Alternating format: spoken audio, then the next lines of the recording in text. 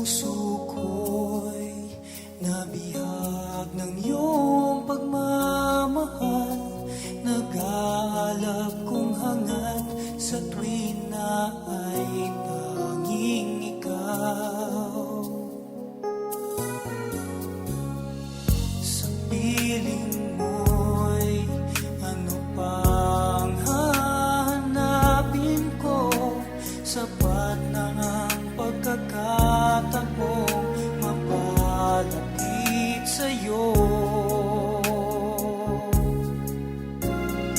Tanging ikaw ang tibok ng puso ko.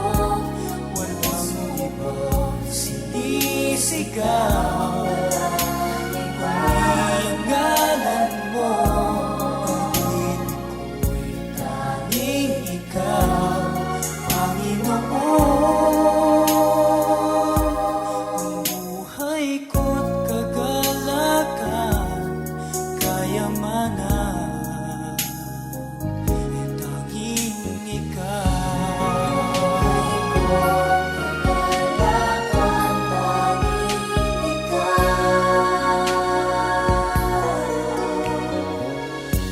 Buhay ko'y pinagpala mong lubusan.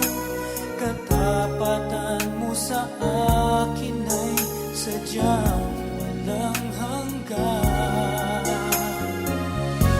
Nais kong mamasdan ang iyong kagandahan habang ako'y nananahan sa iyong kabanalan.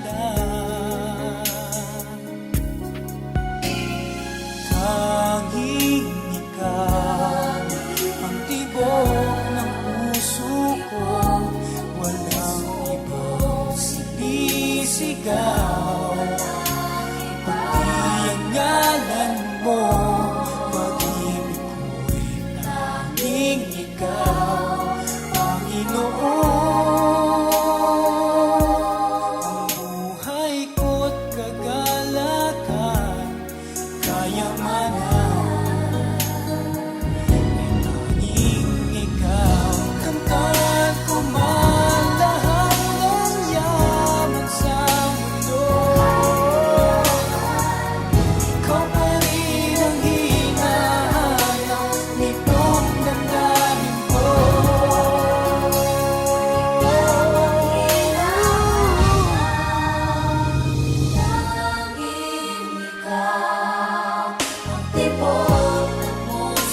Wala na ngang iba, kundi ang ngalan mo, Jesus. Pag-ibig ko'y tanging ikaw, Panginoon. Ang buhay ko't kagalakan, kayamanan. Ang buhay ko't kagalakan, kayamanan. Ang buhay ko't kagalakan, kayamanan. Tanging ikaw.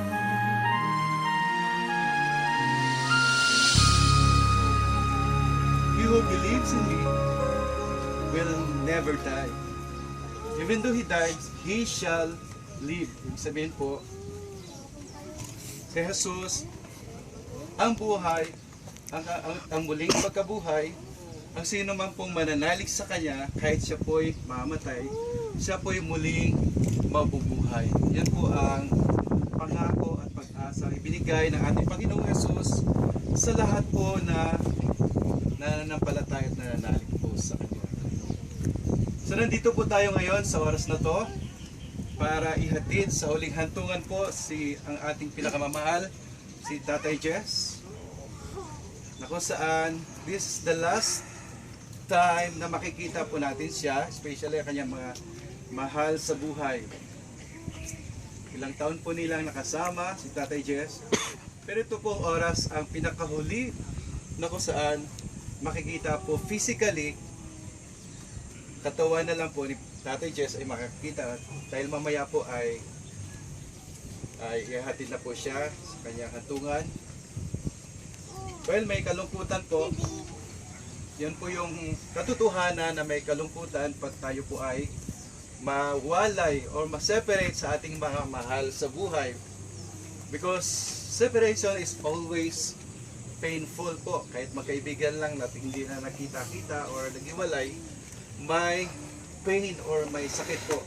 Lalo na higit sa lahat, ang iyong ama or kapatid, mahal sa buhay. Kaya po ni Tatay Jess ngayon, na kailanman po ay hindi nyo na po siya muli pang masisilayan or makikita.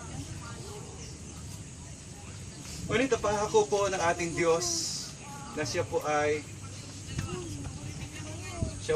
ang buhay at muling pagkabuhay, at ang sino pong mananalig sa Kanya ay kahit po mamamatay, siya po ay pagkakaluwan muli ng buhay. At ang buhay na yan ay buhay na walang hanggan.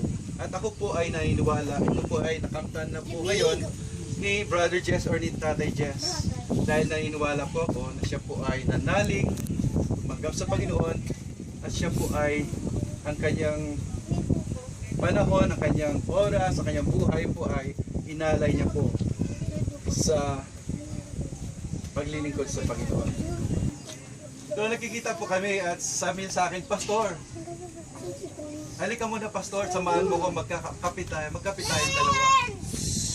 At syempre po, sama ko po siya, nagkakape po kami dalawa, kwentuhan po. Yan po yung nare-remember ko po sa kanya. Siya po ay isang taong masayahin. Siya po ay taong palangiti at mabait po. At I believe nag-agree po ang kanyang mga mahal sa buhay. So sa oras na to, atin po siya ihatid sa kanyang huling hantungan ng kanyang katawan na kung saan ay babalik sa Alabok at tayo po doon ay nanggaling lahat sa Alabok. Pero tandaan po natin na ang kamatayan po ay hindi po yung katapusan ng lahat. Ang kamatayan po ay ito po yung way para tayo po ay makalapit or tanggapin muli ang panibagong buhay doon po sa kalangitan. At yun po yung buhay na walang hanggan kasama po ang ating Panginoon. Sabi po ng salita ng Diyos, doon sa langit ay wala na pong pag-iyak, wala na pong paghihirap, wala po na pong gutom, wala na pong sakit, wala na pong problema, wala na pong lahat-lahat na kasamaan. Doon po ay kabutihan lamang. At dahil o Diyos, Ikaw ang Diyos na nagmamahal sa kanila at kailanman hindi mo po sila pababayaan, iiwanan at Ikaw Diyos, Ama, ang magsilbing tatay nila, Panginoon, na hindi kailanman aalis o mag-iiwan sa kanila, Panginoon. Lord, salamat sa mga mahal sa buhay ni Tatay Jess. Palain niyo po sila. I declare blessing upon blessing po sa kanila, Lord God, in Jesus' mighty name. Amen. Amen. So this time po, last viewing po bago po natin ihatid. Hindi ko commit si Tatay Jess.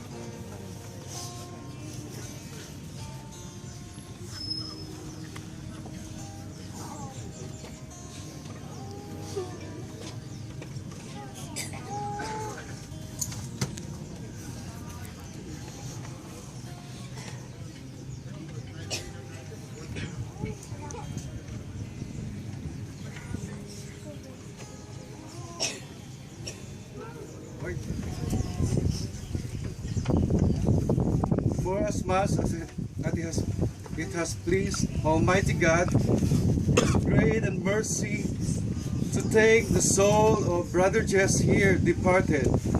We now commit his body to the ground, earth to earth, ashes to ashes, dust to dust, knowing that the end of all flesh is the grave. But in God is our eternal hope. Father, receive the body of Tatay Jess.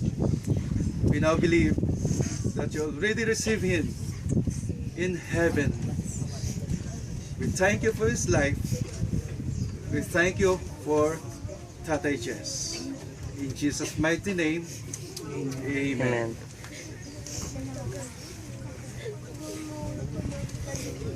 Pakuha na yan, ano yan, Todo. Yung mga ano, yung mga... Hindi, kuhanin yun, kuhanin. Pakuha yung mga, ayun. Pakuha yung ano, this. Skis na. Nagbuhat sila dyan.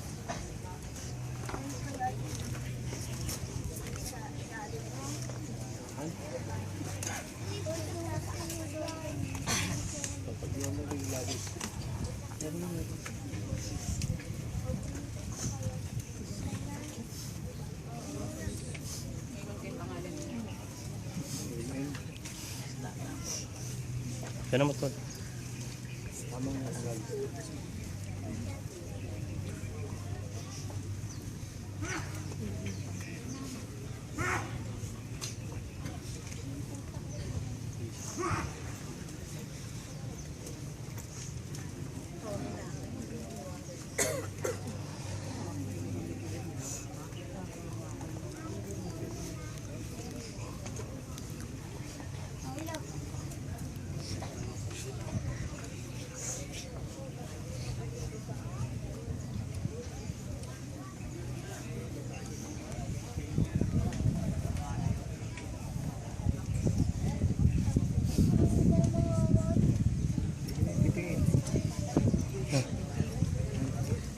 Na, magano na si Lolo. Okay na ba? Okay na? Okay na kaya? Tingin ka na Lolo pa? Sige.